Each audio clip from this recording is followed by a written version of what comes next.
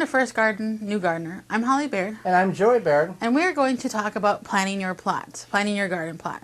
Now, whether you have a large garden or a small garden, 4x4, or the whole backyard, you want to know going into the gardening season what you're planning on planting and where the best place to plant that plant is at. Exactly.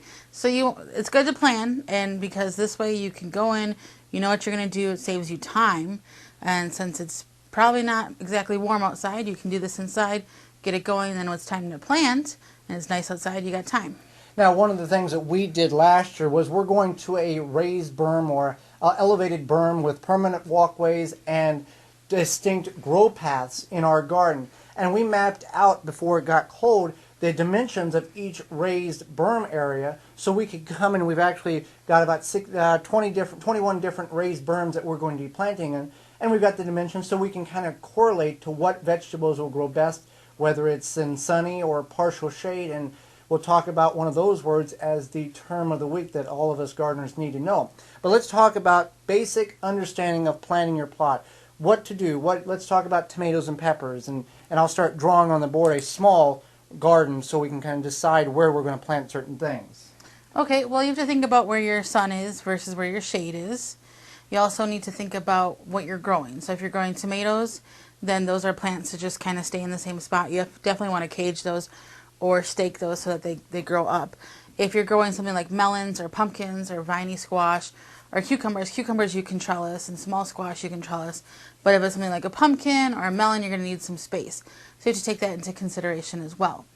And as you can see, this is our spot here. Where's our sunniest part? Our sunniest part is going to be, the sun's coming up over here, and you're going to get partial shade over on the house in the evening. So that's the east, and this is the west. Okay. So then we have, let's see, where will we plant our tomatoes then? Well, the best place to plant your tomatoes in this situation, being the house is going to shade the garden between, let's say, 4 o'clock and dark, 4 p.m. Maybe even 3 p.m. Okay, 3 p.m. and dark. Mm-hmm. With this particular situation, if the sun's coming up at 6 o'clock in the morning, let's say, and it's starting to get partial shade at 4 o'clock, you're going to have that 8 hours of sunlight you need for those tomatoes.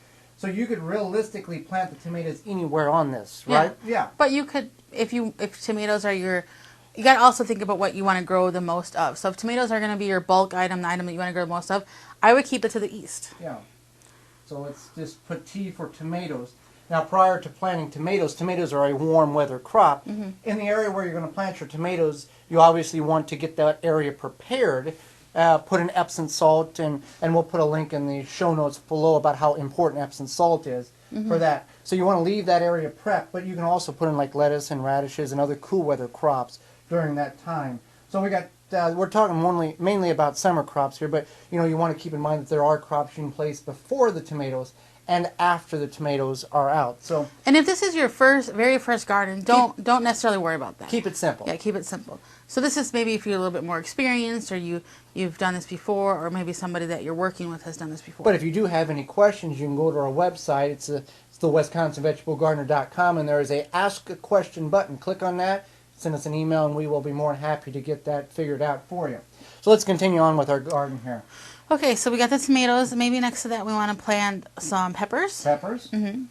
And even in between the tomatoes, you could plant some basil as well, because basil is a companion plant for tomatoes. Now let's talk about squash, because everybody likes squash. Zucchini, butternut, that type of thing. Zucchini is a summer squash, which means it doesn't mean it just grows in the summer, and winter squash doesn't grow in the winter. Summer squash means that it's basically only good for a short amount of time for storage. Winter squash means that you can store it in the proper place, cool, dry, away from sunlight area over the winter. Now, another key element about those two things is summer squash grows very quickly. Winter squash can take the duration of all summer long. So you're looking at 90 to 120 days based on the variety. So let's plant some squash here. Okay. Let's do a couple of zucchini plants. If you're a new gardener, zucchini, dark zucchini, yellow zucchini, very prevalent.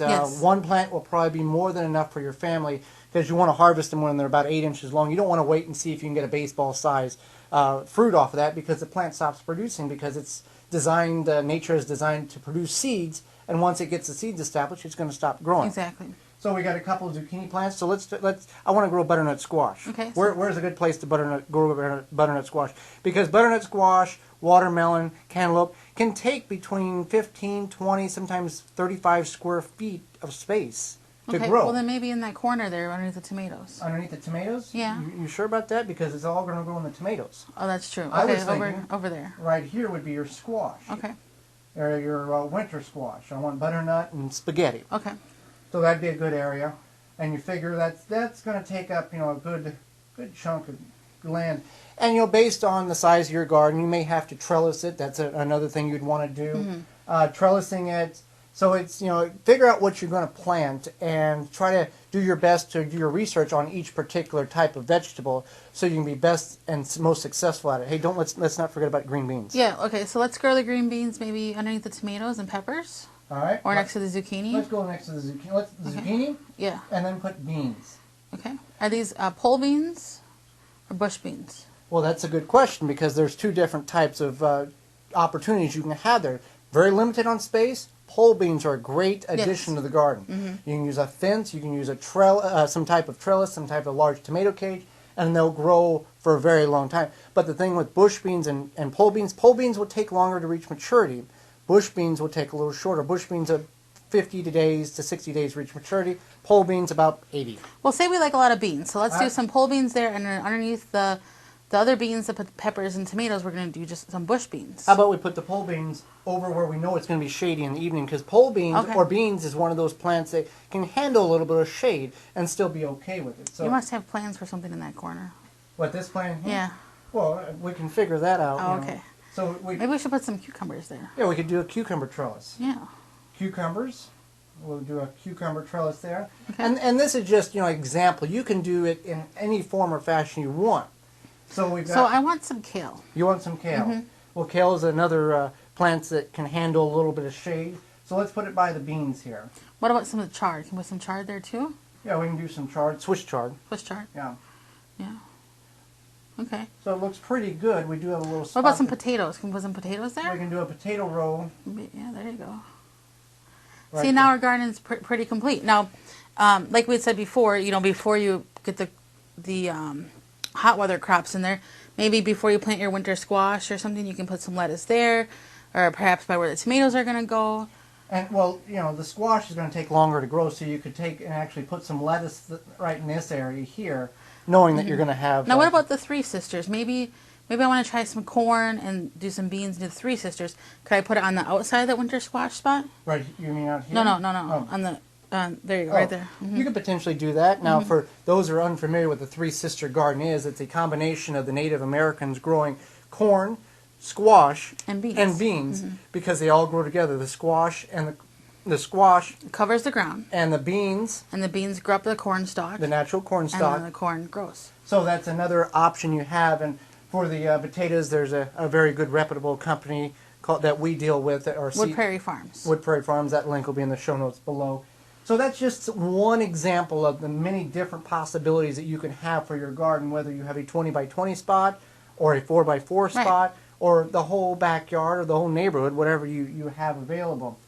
So let's talk about our term of the week. And this brings up a very important term, partial shade. Partial shade. So what is partial shade, Joey? Partial shade is an area where plants receive a decent amount of sunlight, but also they're in a shade area as well. Yes. The different definitions give you different answers, but roughly partial shade is about 6 hours or less. Is 4 to 6 hours is partial shade. You're getting some sunlight, but you're not getting the entire day's worth of sunlight. Right. So that's something that you can grow, something like kale, Swiss chard, leafy greens. You could also even do herbs in that area, strawberries. Now, strawberries, we want to make note of this. Strawberries, beans, beets will all produce, and potatoes, there's 40 or 50 different partial shade loving plants. They will grow in partial shade, but they will not put on as heavy as a yield or produce as much as they would if they were in full sun. One thing I want to note is that when you're planting your garden, you may want to, maybe you have a smaller space. Maybe you only have like a 4 by 8 space and you think, okay, if I just jam those plants close together, then I'm going to get more production. It says plant it 5 inches apart. Maybe I'll squeeze it and plant it 3 inches apart. The problem is you don't want to do that because it will not help your plant produce. It's kind of a, opposite of what you would think. If you give your plant space to grow, they're going to produce better because they're going to get air circulation, they're going to get sunlight, and they're going to want to grow. If you squeeze them too tight, they're going to feel crowded, they're not going to feel happy, and you want to make sure that you give them the proper amount of space. For example, if we are two tomato plants, obviously when they're small, they're going to look really beneficial next to one another, real close. But if they grow, they're growing into one another and taking nutrients and robbing it from one another and greatly decreasing the productivity that those plants have. So those spacings between plants, they're there for a reason. So exactly. We hope that we've shed a little bit of light on how to better plan your plot, whether you're a beginner gardener or an advanced gardener, so we all can be more successful at what we grow. I'm Holly Baird. And I'm Joy Baird. And this has been First Garden, New Gardener. For more information, please visit thewwisconsinvegetablegardener.com.